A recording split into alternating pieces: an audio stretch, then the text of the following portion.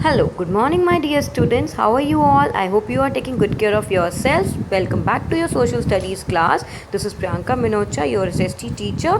So, please, students, before moving forward, please like and subscribe to my channel if you have not done, and please press the bell icon for further notifications. Then, do write your name and section in the comment box for the attendance. So, let us continue with our geography chapter, latitudes and longitudes. Today the topic that we are taking is time zones. This is the last topic, so please listen to it very carefully. So let's start. In our previous videos, we have already studied that there is a direct relationship between time and longitudes. We have also studied that how time is calculated with the help of longitudes. Today we are going to study a very important topic, that is time zones. Some countries in world such as Russia, Canada, USA and Australia, they have a large longitudinal extent. You know what do you mean by long extent? Extent means that some area is covered. Like one area is covered, the area between two longitude, that is called the longitudinal extent. So one standard time for these countries was not enough to provide the uniformity of time. So in 1884, the International Prime Meridian Conference agreed to divide the world into 24 standard time zones. So the main reason behind the time zone, creation of time zone, is to provide a uniformity of time to the whole world. This each zone is basically a narrow belt that runs from north to south with an west to east extent of 15 degree of longitude. So we have studied the gap or the area that is between two longitude is 15 degrees. Now look at this image. In this image, what you see, that at every 15 degree there is a longitude. From west to east there is a 50, at every 15 degree there is a longitude, like at 15 degree, 30 degree, then 45 degree. So the gap between two longitude is 15 degree.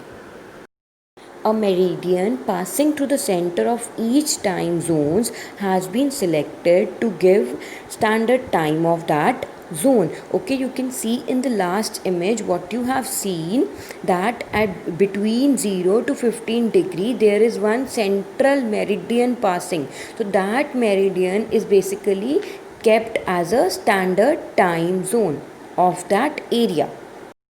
Like we have studied that a meridian which is passing at 82.5 degree from India is kept as Indian Standard Time.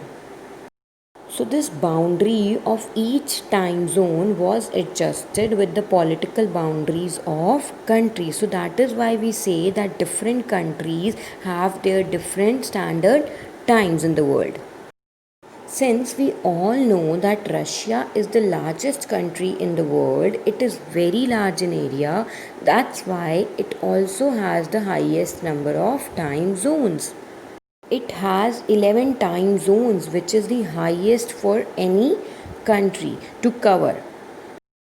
We have already studied in the starting that Russia, Canada, USA and Australia, these are the countries which have more than one time zones present in it. In this map of Russia, you can see that these 11 colors, they represent different 11 time zones and they represent the area covered by 11 longitudes. Okay, so what we have studied? We have studied that why is the world map divided into time zones? To observe a uniform standard time for legal, commercial and special purposes. So students, I hope you have understood this topic. If you still have any query, you can write to me in the comment box with your name and section, or you can ask me in the WebEx classes also. Now I have prepared these two homework questions for you. First one is, name any four countries which have more than one time zones. So we have just discussed this. Then second one is that what is the purpose of having time zones. So time zones are created because there will be a lot of confusion of time. That is why, to provide a uniformity of time, uniformity of standard time for the whole world, that is why time zones have been created. So you have to explain this answer in your own language.